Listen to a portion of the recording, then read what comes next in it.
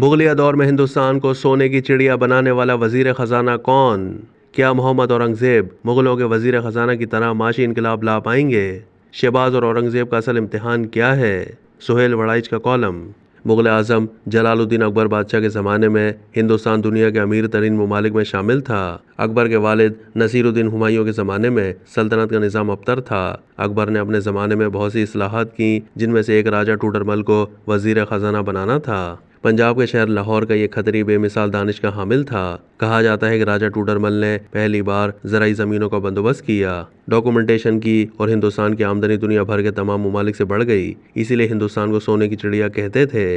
मुगल तारीख पर अथॉरिटी रखने वाले इब्राहिम राले के मुताबिक जहांगीर की दौलत बरतानिया के बादशाह से 16 गुना ज़्यादा थी। सीनियर सहाफ़ी कॉलम निगार सुहेल वड़ाइच अपने कॉलम में आगे मजीद लिखते हैं कि अब ना मुगलिया दौर है और ना बादशाहों का ज़माना, मगर माशी हालत हुमायूं बादशाह के दौर जैसी है। हुमायूं फल्कियात की साइंस पर यकीन रखता था, अपना हर फैसला सितारों की चाल के मुताबिक करता था। हत्ता कि जहाँ बहक भी अपनी रसदगा की सीढ़ियों से ही गुजर कर हुआ। उसे बताया गया कि आज सितारे गजब की चाल चलने वाले हैं। उसे क्या पता था कि ये चाल उसकी मौत का इशारा थी।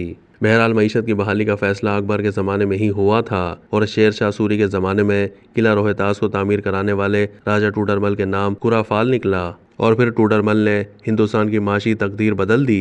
हमें भी 76 साल से राजा टूडरमल की तलाश है। कभी हम अमेरिका से टूडरमल लाते हैं और कभी हम पाकिस्तान मेड वजीर खजाना बनाते हैं, मगर कोई भी कोशिश कामयाब नहीं होती। कहा जाता है कि पाकिस्तान के क़याम के पहले साल मलिक गुलाम मोहम्मद ने ऐसा जादू चलाया था कि पाकिस्तानी रुपया ओवर वैल्यू हो गया और हिंदुस्तानी रुपया डी वैल्यू हो गया। वजीर आज़म नेहरू को धमकी देना पड़ी कि पाकिस्तान अपना रुपया डी वैल्यू करे, वगरना भारत हमला कर देगा। ये भूली बसरी कहानी है। कितना सच है और कितना झूठ है इसका भी इल्म नहीं है, मगर हकीकत यह है कि क़याम पाकिस्तान से लेकर अब तक हम अपनी मईशत कर्ज़ों और इमदादों पर ही चलाते रहे हैं। हम आज तक अपने पैरों पर खड़े नहीं हो सके। मौजूदा हुकूमत नए वजीर ख़जाना के तौर पर पुराने और मंझे हुए बैंकार मगर नए सियासी चेहरे मोहम्मद औरंगजेब को लेकर आई है। औरंगजेब भी टूडरमल की तरह खित्ते पंजाब के फर्जंद हैं। टूडरमल खतरी थे। औरंगजेब टोबा टेक सिंह के मोअज़्ज़िज़ आराए ख़ानदान से ताल्लुक़ रखते हैं।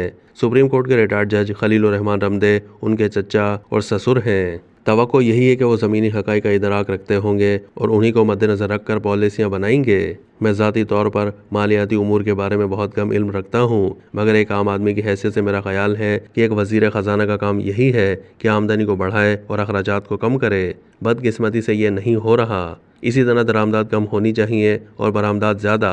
तहम 76 साल में हम ऐसी पॉलिसियाँ ही नहीं बना सके जिससे यह तवाज़ुन हमारे हक़ में हो जाए। महंगाई का तूफ़ान है कि थम नहीं रहा और दूर दूर तक इसके थमने का इम्कान भी नहीं है।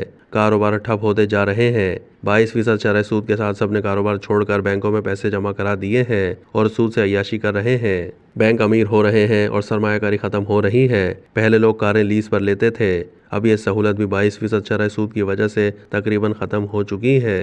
तनख्वाहदार तबका टैक्स भी देता है और उसके लिए रिलीफ का कोई रेगुलर तरीका भी मुतय्यन नहीं है। पाकिस्तान में यूथ की तादाद दुनिया के हर मुल्क से निस्बतन ज़्यादा है। इसके लिए कोई खुसूसी प्रोग्राम बनाना चाहिए। बढ़ती हुई आबादी का टाइम बम टिक टिक कर रहा है, मगर कोई हुकूमत इस आवाज़ को सुनने को तैयार नहीं। इस कदर आबादी के साथ आप 12% शरह नमू के साथ भी तरक्की नहीं कर सकते। जारी शरह नमू तो 3, 4 या 6 तक जाती है। ये चंद बड़े बड़े मसाइल हैं जिन पर फौरी तवज्जो देनी चाहिए। ये ठीक हो गए तो हम सही सिमत में चल पड़ेंगे। पाकिस्तान की तारीख के पहले 11 साल में मालियात का शोबा अंग्रेज़ की तरबियत याफ्ता सिविल ब्यूरोक्रेसी के ज़िम्मे रहा। चौधरी मोहम्मद अली और मलिक गुलाम मोहम्मद शुरू से ही अमेरिका की तरफ देखते रहे। सारी हुकूमत को उम्मीद थी कि इमदाद और कर्जा वहीं से मिल सकता है। गवर्नर जनरल गुलाम मोहम्मद ने अमेरिका का दौरा किया तो उन्हें आयरन मैन यानी मर्द आहन का खिताब मिला। कराची के ताजिर उनसे इतने खुश हुए कि उन्हें मुहाफिज मिल्लत का खिताब दे डाला। इन 11 सालों में कई हुकूमतें आईं और चली गईं। हर हुकूमत को बरतरफ किए जाने के फरमान में ये लिखा नज़र आता है कि ग़िज़ाई और माशी बहरान की वजह से उसे रुखसत किया जा रहा है। अयूब खान का मार्शल आया तो वर्ल्ड बैंक के माहिरीन का दौर शुरू हो गया। मोहम्मद शुएब वज़ीर ख़जाना बने। वो खालिसतन सरमायादाराना निज़ाम के हामी थे। काबीना में मौजूद नौजवान भुट्टो सरमायादाराना निज़ाम के सख्त मुखालिफ थे। दोनों में शदीद मुबाहिस होते थे। भुट्टो गरीबों की बात करते थे और मोहम्मद शुएब सरमायादारों और ताजिरों के लिए साजगार फ़िज़ा के हक़ में दलाइल देते थे। जनरल याह्या खान आए तो वर्ल्ड बैंक ही के MM अहमद को पाकिस्तान का नायब सदर बना दिया गया।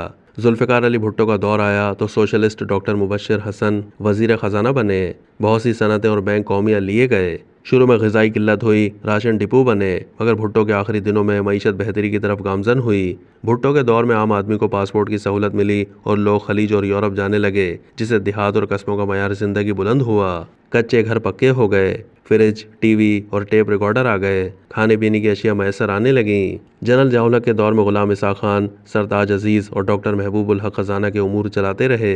डॉक्टर महबूब-उल हक ने 22 ख़ानदानों के दौलत समेटने का नारा लगाया था। उन्होंने मिडिल क्लास को मजबूत बनाने की कोशिश की। पाकिस्तान बनने से पहले ज़मींदार और जागीरदार सबसे अमीर होते थे। 70 साल में ज़मींदार गरीब हो गए। ताजिर और सनतकार उनसे कहीं आगे निकल चुके हैं। ज़राअत बहुत पीछे रह गई है। ताजिर पर टैक्स ना होने के बराबर है। सारा बोझ सनतकारों और तनख्वाहदार तबके पर है। ऐसे में मुल्क कैसे चल सकता है? मसला ये है कि नून लीग का वोट बैंक ही ताजिर है। अगर वो ताजिरों पर टैक्स लगाएगी तो उसकी मकबूलियत में मज़ीद कमी होगी। वज़ीर ख़जाना औरंगज़ेब और वज़ीर आज़म शहबाज शरीफ का असल इम्तिहान भी यही है कि वो टूटर मल की तरह मुल्क को खुशहाल बनाए, मगर टूटर मल की तरह मगरूर और बेपरवाह ना हो कि उन्हें अदम मकबूलियत का सामना करना पड़े और फिर वो अपनी माली इस्लाहात मुकम्मल भी ना कर सकें।